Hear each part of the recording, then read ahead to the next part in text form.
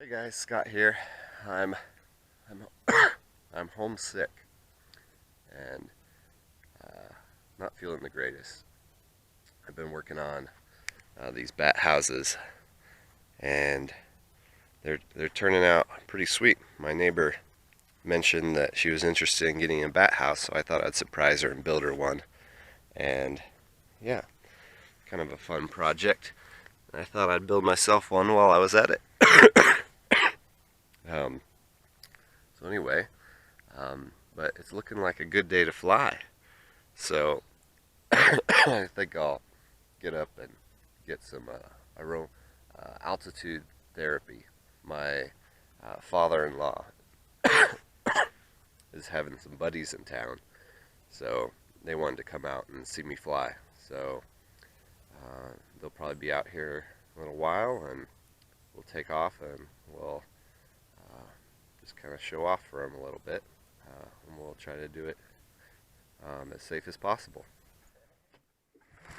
Here I'm doing my pre-flight checks, making sure all my straps are in the right spots and everything's buckled and um, placed in the right spot. I actually noticed that my A's, here I'm flipping them around, were facing backwards on what my risers. So I unclipped them from my carabiner and spun them around. Yeah, I've never done that, put them on backwards, but I was actually doing a more thorough pre-flight check, and this time, because I have people watching me, and when you have people watching you, you have a tendency to rush because you're trying to hurry and get off the ground. So I was counteracting that by being more thorough. I missed that I actually had my trims out, so this is going to be a hard takeoff. So I pull it up, it's falling left here, so I run to the left to get under the wings, and I add right brake, straighten it out so I don't run into those trees. Now I'm running. Throttle is, the motor is not, it's kind of giving out here. I didn't warm it up enough. So here I'm at full throttle and I'm not climbing. And then right about here the throttle really kicks in and I start climbing. So I was debating whether I'd have to bring it in for a landing there, because right here I'm going over power lines. So I think what's happening with my motor is I used to, give it like 3 minutes to warm up, and then I would fail a couple launches, and by that time the motor's been warmed up for like a good 6 minutes or something. And but now I'm hitting my first launch like every time, and my motor isn't getting as much time to heat up. So I need to do a longer, when I put it on my back and start it and run up, I probably need to do it for at least 5 minutes to get that motor nice and warm. Because that was a little bit nerve-wracking on that launch. I'm giving it full power, I'm watching the power lines ahead, and I have about 2 seconds to decide whether I'm going to bring in for landing or go for going over the power lines. And when my motor there was kind of sputtering a little bit and not getting up to full power, it makes the guys nervous. Now, I was well within above road safety, and I had room to bring in for landing and everything like that. So it wasn't a big deal, but in the future, here I actually, sometimes your lines look nice and clean, and then when it pulls up you realize that the brake handle is kind of wrapped around some things. So I got up to some nice high altitude here, and then I'm pushing that brake handle through and untangling this to get it all cleaned up. I made sure I had lots of altitude here. You can see that my trims are out.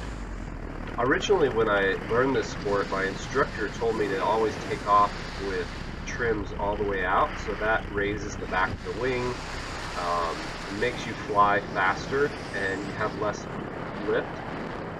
And he just said that my wing liked the trims out, but you know, it was so difficult to take off. Here I had like a 5-mile-an-hour wind, so it wasn't that big a deal. But I did have to run quite a ways on this launch. When when I finally figured, I mean, I was getting so frustrated, all these trims out takeoffs, I felt like giving up the sport. But then I learned that really I should be taking off with my trims all the way pulled in. And once I learned that, it's like, oh man, I could take off so much easier on my takeoffs, zero wind takeoffs. Just made a huge difference. So now I'm cruising back over to the guys there. Out west they've been having some forest fires, so there's this like haze that's kind of hanging over everything in here. Hopefully we'll get some rain here soon to clear all this out.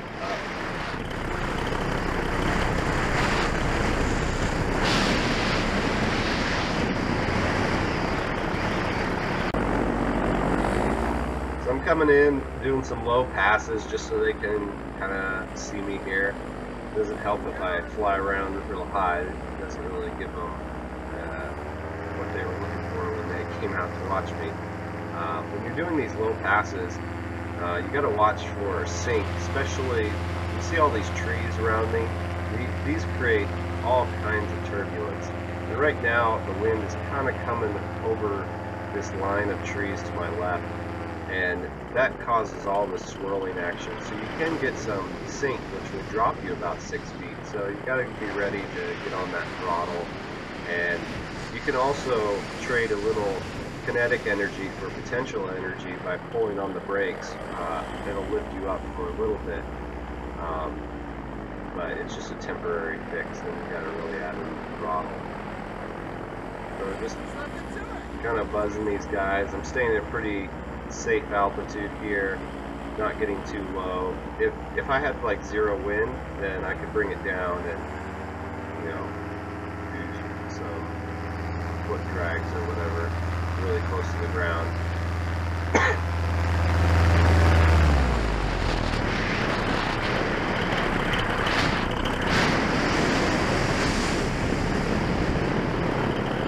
You also, like here I'm going a little bit more downwind, and my speed picks up a lot, so you gotta keep that in mind also.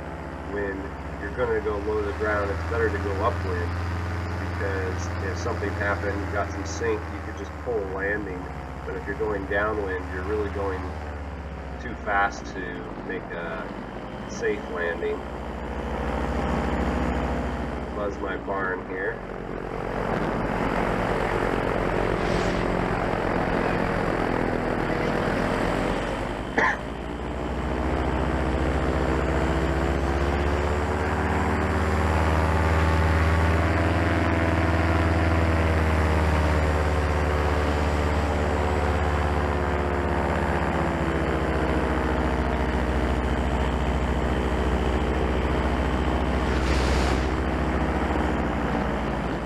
It's really cool that all my father-in-law's old roommates come out and they hang out every year.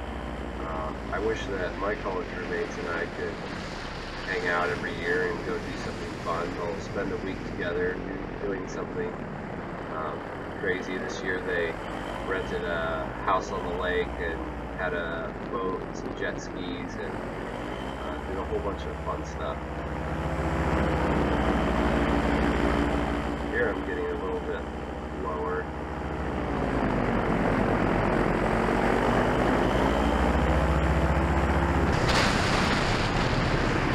When you're flying around low like this, even though you're close to your LZ, you've got to constantly be thinking about your glide angles still, and make sure that that obstruction that you're about to fly over, if your motor quit, you could actually either turn to a safe landing spot or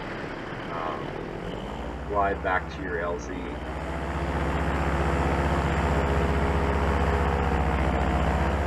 Also, when you're making some of these sharper turns below the ground, like here I could turn to my left or I could turn to my right. Well, if I turn to my right, I don't have any obstructions. So if sometimes you can misjudge your radius of turn, and you can run into trees or something. Here I'm bringing in for a landing. The wind was kind of swirling around, so I come in a little harder than I like, but it was a pretty smooth landing overall. Hey guys, thanks for watching, and feel free to subscribe, and I'll see you in the next video.